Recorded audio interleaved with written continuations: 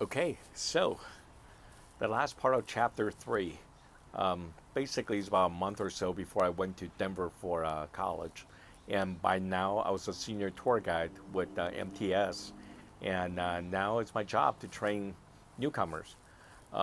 This summer also marked a very important chapter in my awkward social life, and but anyway, here we go. Johnny, this is Michael. Auntie Grace introduced me to my very first trainee. He's a graduate student from Brigham Young University, Polynesian Cultural Center, and he will be your trainee for the next 3 days. How's that, Michael? I gave the studious looking graduate student the finger locking island handshake. I don't mean to be rude, but are you even over 21? Michael asked. Although I probably passed for 20, based on my appearance, my assumed working age was 28. I was 18. It was otherwise culturally and socially unacceptable to our clients for an 18-year-old kid be responsible for a group of adults. Johnny is 18, but he's one of our best. He can teach you a lot, Uncle Tony said. No worries, Abra, and feel free to ask questions at the end of the day. Yeah, the same thing my teacher told me. Ask questions at the end of the day. So, for the next couple of days, Michael and I went through the same tour routine as I did when I was in his shoes. Mike, next up is Takahilo Hati. Remember to keep an eye on bus hours, yo? It's important that we never go over bus hours. Like all tour escorts, I frequented Hilohati, a Hawaiian specialty store that sold aloha shirts, muumuu dresses, and other Hawaiian keepsakes. Hey, Lana, how's it? MTS 0809. 36 plus tree, yeah? The Hilohati bus greeter quickly counted 39 artificial leis and placed a color-coded leis on each tour member as group identification for cashiers at checkout. Everyone, welcome to Hilohati, where you will find an assortment of island souvenirs and attire. We have 30 minutes here. The restroom is located behind the stage, and I went through the arrival announcement with my group, then showed Michael to the driver's lounge where guides and bus drivers chill out and waited for their groups. Mike, this is the waiting lounge. Feel free to help yourself to whatever you want. I'm going back to check on the group. Eh, bra, no lie, ya? Check on that group.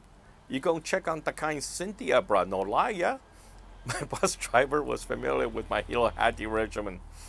Tour escorts typically skip the Hilohati presentation and join bus drivers at this lounge. And it was comfortably air-conditioned room, set up with sofas, a giant television, and I had coffee, tea, fruit punch, and other refreshments. It was a very relaxing setting for telling stories and sharing tour gossip. I never missed the About Hilohati presentation by the center's feature greeter, Cynthia. Cynthia? Michael inquired. Nah, they're teasing. It's the kind About Hilohati stands. Come check it out if you like. I urge my trainee to experience a full program for future reference. Aloha! The captivated performer took on the stage like a fish to water. Welcome to Hilohati. Cynthia went on with her program. During the lava lava demonstration, the enchanting young woman moved effortlessly as she twirled traditional fabric around her curvaceous figure. Cynthia's playful personality was accentuated by her soulful eyes and her dimples. She gently illustrated the Hawaiian folklore through the gracefully choreographed movement of her hands, arms, knees, and steps, as the finale of the presentation through the Mu'u demonstration. Aloha and mahalo. Arigatou gozaimashita. Dankeschön, xie. Thank you very much. The enthralling performer concluded her program with an island greeting and bowed to the overwhelming applause from an international group of tourists. You like her, Yabra? Michael asked. Why'd you say that? I shifted my gaze away from the enchanting island beauty. We get many performers like her at PCC, as you know. Harbra, they only go out with the kind surfers, football players like that. Or like maybe you want good-looking Howley, you may have a better chance, Yabra. Michael certainly did not inspire any confidence in me. I go and wait in the lounge. Good luck. My trainee left me to my fate. Although I admire and adore Cynthia, my inner fob, fresh off the boat, kept me at bay from approaching my goddess of Hilahati. With only 3 weeks left before my departure for school in Denver, I struggled with the decision to ask Cynthia out on a date.